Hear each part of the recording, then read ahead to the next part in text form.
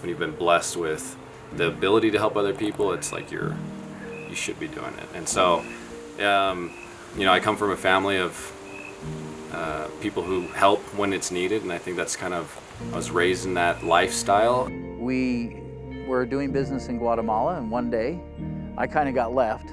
My wife and my daughter took off somewhere, I don't know, to a market, and I was wandering around, and I happened to see this church that had two entrances, the organization of Brother Peter.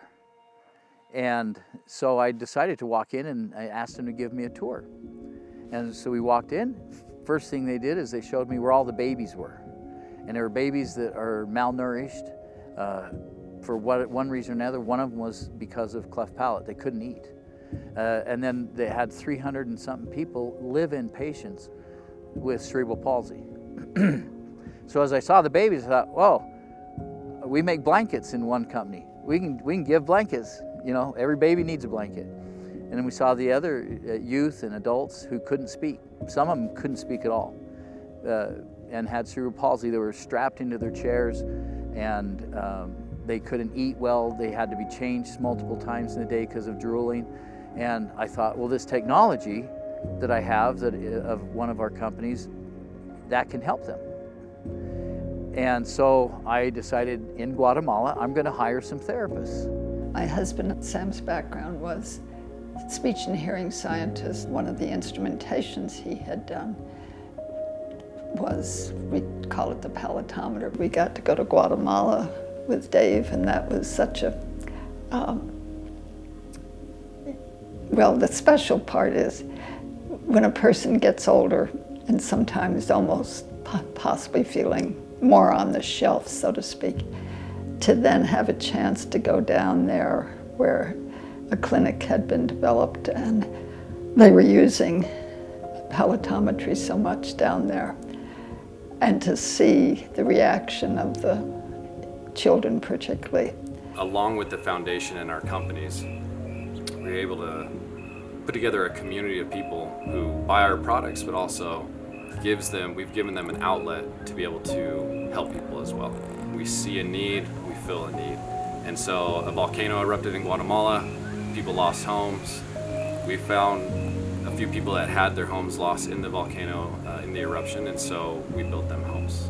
The firefighters were responding to this volcano disaster in sneakers and jeans and, like masks that they were wrapping around their face, so we bought them actual equipment that firefighters should have.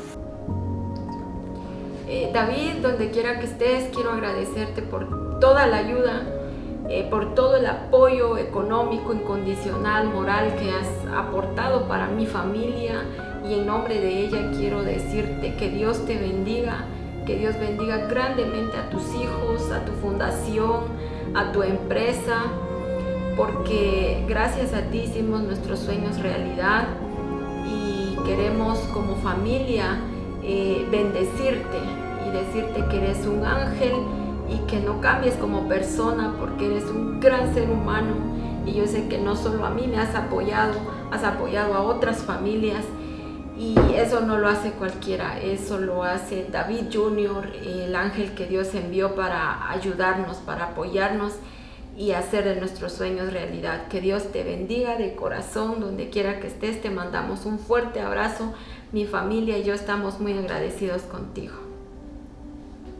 Here in Utah, it's some of the highest suicide rates in the country for gay youth in Utah.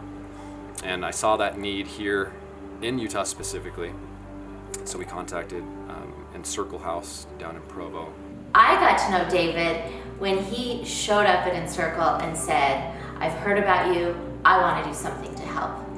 I think that's a rarity. Usually we're trying to get people to come and help us, but to have someone just show up at your door and say, I have an idea, I'd love to help. Over the last 2 years, we were able to donate 1,000 therapy sessions to their organization to help these kids talk through some of the things that they have going on in their lives instead of bottling it up. I work for Intermountain Foundation supporting Primary Children's Hospital.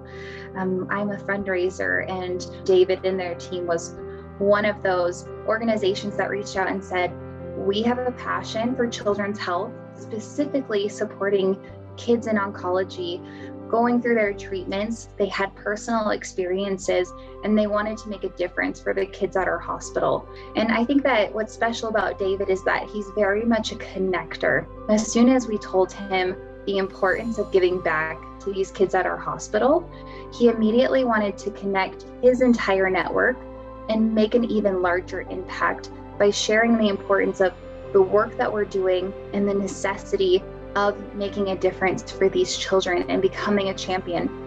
This is Dave speaking. He has inspired me, referring to Sam, to dedicate a great deal of my time, resources, and inspiration to helping others, those whom by themselves cannot help themselves. Sam is my friend, my mentor, and kindred spirit in asking why, and then asking why not change something that others think and say is impossible. May the Lord bless you and be with you, and may He help you to believe in, find, and experience that inspiration of ideas and the exhilaration of discovery because of the divinity that is within you.